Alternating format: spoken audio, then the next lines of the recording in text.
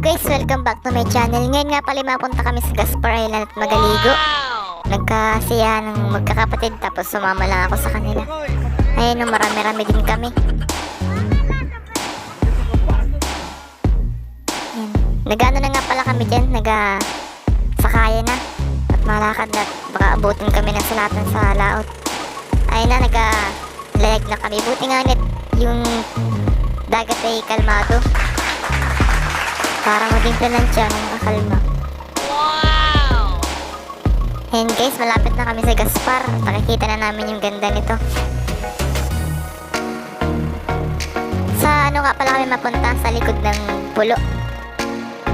Kasi dun daw ay pino yung buhangin, di masakit sa paa. Saka mababaw lang. Ayan, yan yung gilid nung pinakang pulo talaga. Ang lalaki ng bato. Nakatakot to, may gumuho dyan. Ano kaya sisira, ulo? At then guys, nasa likod na kami. Hindi pa namin alam dyan kung saan kami matabi kasi ang daming malaking bato talaga. Ayan, kitang-kita na naman guys yung tubig, napakalinaw. Nag-aasul-asul pa. Green-green. Ayan, yan yung pala yung mga maliliit na cottage dyan sa likod. Bukod sa mababaw na tapos malinaw, malilom din dyan kasi guys, ano ay, tabon na tabon kami ng malalaking bato. Ayun, napalis na yung aming service. Balikan kami niya ng mga alas 12. Nagasayahan agad yung mga pamangkin ko. Yun guys, ang ganda talaga. Napakapino ng buhangin. Pero yung mga bato, napakatatalas. Ayun, nagaluto na sila ng kakainin. At yun guys, habang sila'y nagtalampisaw na dun ay ako'y nag-video muna din eh. Napapakita ko sa inyo yung ganda talaga dito. Ayan.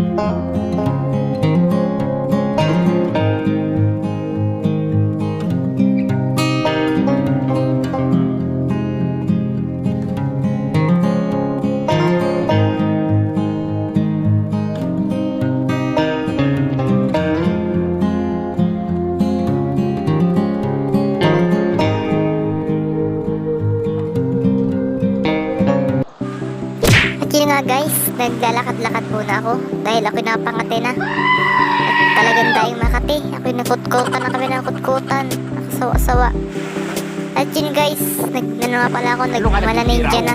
At kami malakad na, magabiyahe na naman. Alas 12 nga pala yung lakad namin dyan. O napakainit talaga ng panahon. At nagalagay na sila ng life vest. Uwi na kami guys. At yun na guys, nakasakay na nga pala ako. Kami dun sa bangka na service namin at kami palakad na. Nag-aayos na yung piloto ng makina para mapaandar na. Ayan. Tamang video lang dahil anong pagkainit.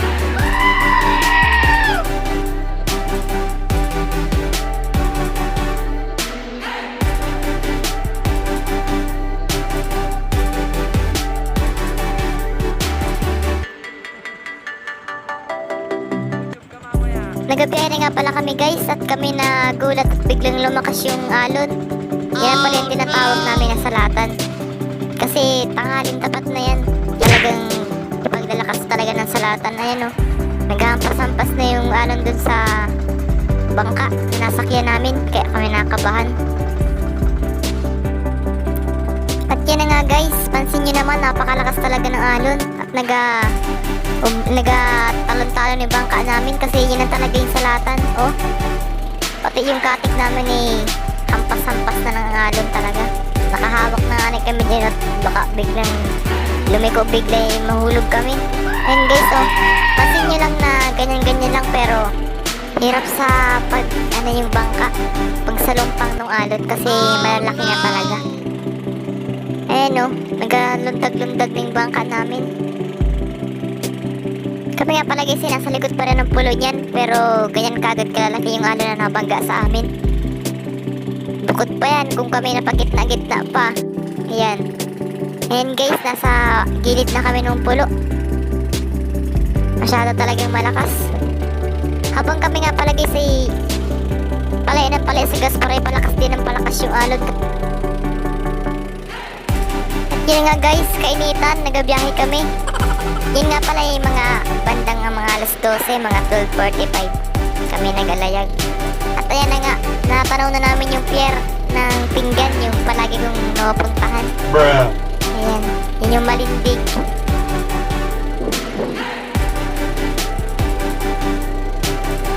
Dito nga pala guys, habang patabi rin kami, naanod kami ng alon kasi yung alon ay nahampas na nahampas. Kaya diniretso-diretso na lang at palapit na rin naman. Ayan.